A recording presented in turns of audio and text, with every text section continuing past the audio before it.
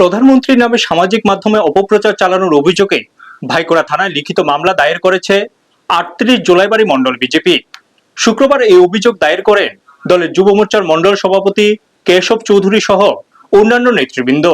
অভিযোগে জানানো হয়েছে, ভাইকোড়ার বাসিন্দা ও প্রাক্তন শিক্ষক সুকুমার দাস দীর্ঘদিন ধরে বিজেপিকে নিয়ে বিভিন্ন ধরনের অপপ্রচার চালিয়ে আসছেন। সম্প্রতি তিনি সামাজিক মাধ্যমে প্রধানমন্ত্রীর নামে কিছু কুরুচিকর পোস্ট শেয়ার করেছেন বলেও দাবি করা হয়েছে। এই ঘটনার তীব্র নিন্দা জানিয়ে বিজেপির পক্ষ থেকে পুলিশের কাছে বিষয়টি গুরুত্ব সহকারে তদন্তের দাবি জানানো হয়েছে।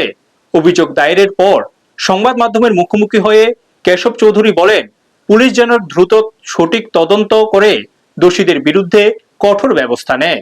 ব্যুরো রিপোর্ট, নিউজ তৎকাল 24। প্রথমে সবাইকে নমস্কার। আমরা ভারতীয় জনতা পার্টির থেকে ৩৮ জোলাইবাড়ি মণ্ডলের অন্তর্গত আমাদের ভাইকোড়া এলাকার সুকুমার দাস নামে একজন ব্যক্তি, উনি আমাদের দেশের যশস্বী প্রধানমন্ত্রী নরেন্দ্র ভাই মোদিজির নামে তার ফেসবুক পেজের থেকে নানান রকমের কুউক্তি ভাষা ব্যবহার করে উনি বারংবার পোস্ট করতেছে ফেসবুকে।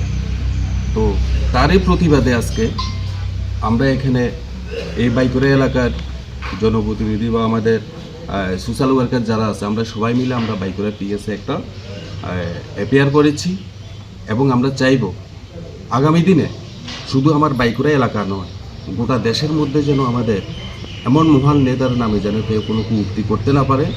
যদি কেউ করে থাকে সঙ্গে সঙ্গে সেটা সবাই এলাকার সমস্ত লোকজন যেন এটাকে নিয়ে প্রতিবাদ করা শুরু করে।